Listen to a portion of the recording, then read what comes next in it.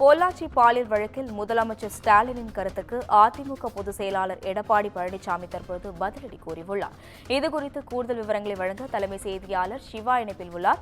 வணக்கம் சிவா, தற்போது பொள்ளாச்சி வழக்கு குறித்து முதல்வருக்கு இபிஎஸ் பதிலடி அளித்துள்ளார். இதுகுறித்து உங்கள் விவரங்களை பகிரலாம்.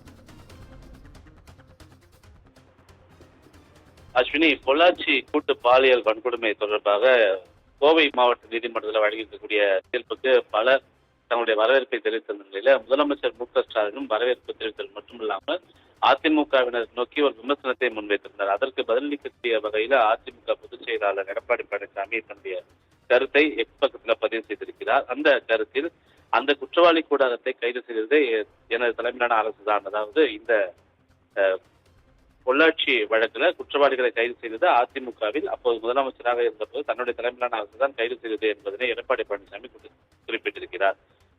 ஸ்டாலினை போல திமுக அனுதாபி என்பதால் காப்பாற்ற நாங்கள் துடிக்கவில்லை என்றும் நடுநிலையோடு சிபிஐ விசாரணைக்கு உத்தரவிட்டேன், அதற்காக நீதியை இன்று கிடைத்திருக்கிறது என்பதையும் அப்போது முதலமைச்சராக இருந்த காரணத்தினால் நான் அதை மூடி மறைக்கவில்லை என்பதையும் அவர் குறிப்பிட்டிருக்கிறார். எனவே யார் வெட்கி தலைகுனிய வேண்டும், வழக்கம் போல ஸ்டிக்கரை தூக்கிக் கொண்டு முதலமைச்சர் வந்துவிட்டார், எனவே யார் வெற்றி தலைகுனிய வேண்டும் என்று நீங்களே யோசித்துக் கொள்ளுங்கள் என்று எடப்பாடி பழனிசாமி குறிப்பிட்டிருக்கிறார். அண்ணா பல்கலைக்கழக பாலியல் வழக்குல குற்றவாளி ஞானசேகரன் வீட்டில் அமர்ந்து பிரியாணி சாப்பிட்ட திமுகவுடைய அமைச்சர் மீதும் சென்னை துணை மேயர் மீதும் விசாரணை நடத்த துப்பில்லாத நீங்கள் தான் வெற்றி தலைகுனிய வேண்டும் என்றும், யார் அந்த சார் என்ற கேள்விக்கு இன்று வரை பதில் சொல்லாமல் அந்த சாரை காப்பாற்ற துடிக்கக்கூடிய திமுக தான் வெற்றி தலைகுனிய வேண்டும் என்றும் அவர் குறிப்பிட்டிருக்கிறார்.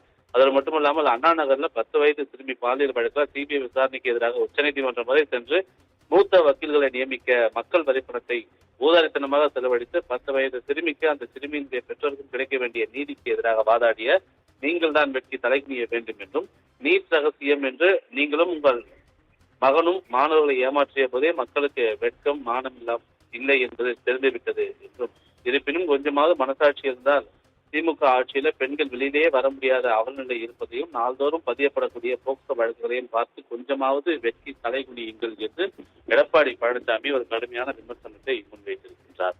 அஸ்வினி, கூடுதல் விவரங்களுக்கு நன்றி சிவா.